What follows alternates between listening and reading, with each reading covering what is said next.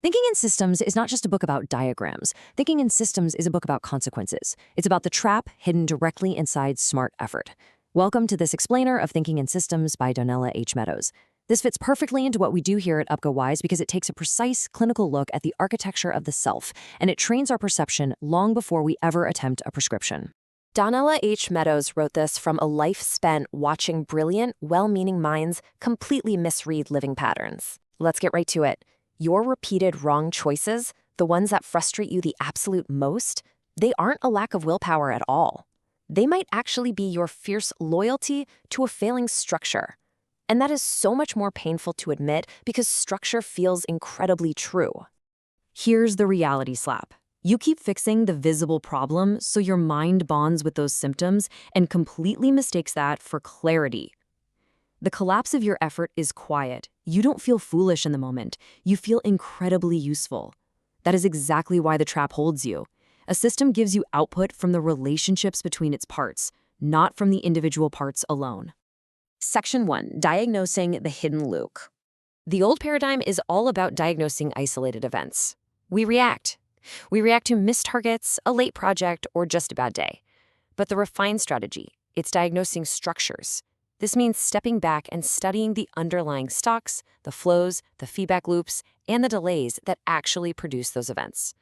The question is no longer, what should I do right now? The real question is, what behavior will this structure reward long after I leave? Let's lock in exactly what we are talking about here with thinking in systems. A system is an interconnected set of elements, relationships, and purpose, where behavior actually comes from the structure itself. Donella H. Meadows has an absolute rule for this. You cannot know a system's behavior just by looking at its isolated parts. You must see the connective tissue. This brings us to the most dangerous element of all, the delay. A delay is the gap between an action and a visible result. It's the space where truth often arrives very late. Because of this gap, a perfectly sound, strategic move can look entirely weak before the loop closes. And inversely, a terrible, destructive move can look absolutely brilliant right up until the actual bill arrives. The wound starts after the applause. When you treat a symptom, the first quick fix warms the hand. It feels like a massive win. The second fix numbs the hand.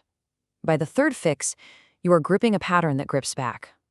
You are blindly trusting the short-term relief, while your structural debt quietly compounds in the background.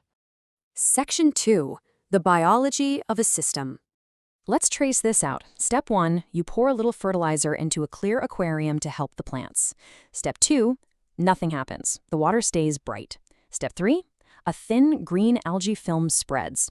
Step 4, the oxygen drops and the fish rise to the surface gasping. Step 5, the panicked owner scrubs the glass. The water looks clean for a day. But step 6, the underlying nutrient stock is still incredibly high, so the bloom returns even harder. You treated the symptom, but you fed the system.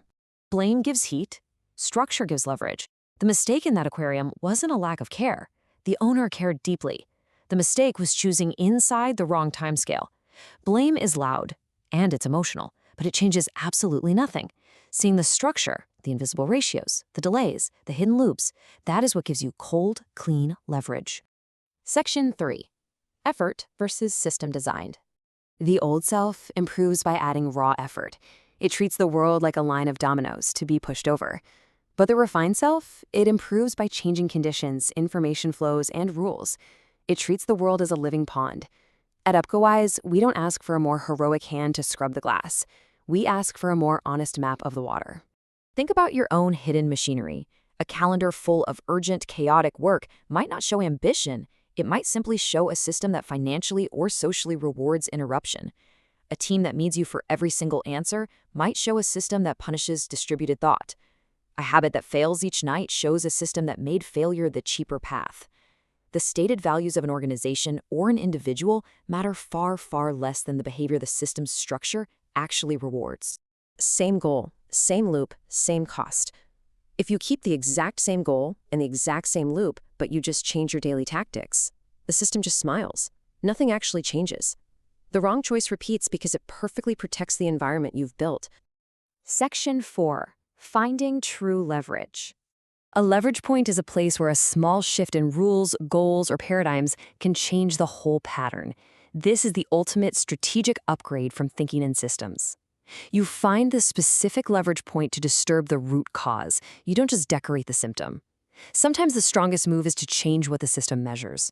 Sometimes the strongest move is just to sit absolutely still and wait for the loop to fully reveal itself. So here's the precise clinical practice you need to execute before making your next major decision.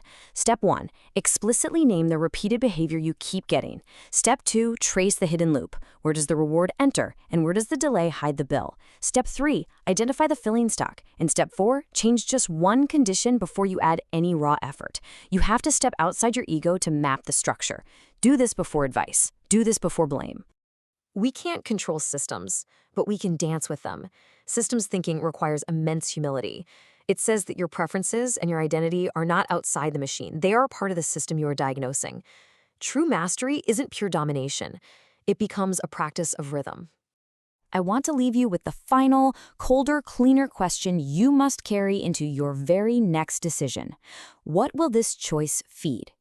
Think about the aquarium. Do not scrub the glass first. Ask what is feeding the bloom. Let your refined self listen for the loop and wait long enough to hear the system's true answer. Deep dive the philosophy. Choose the system you feed. UpGoWise.com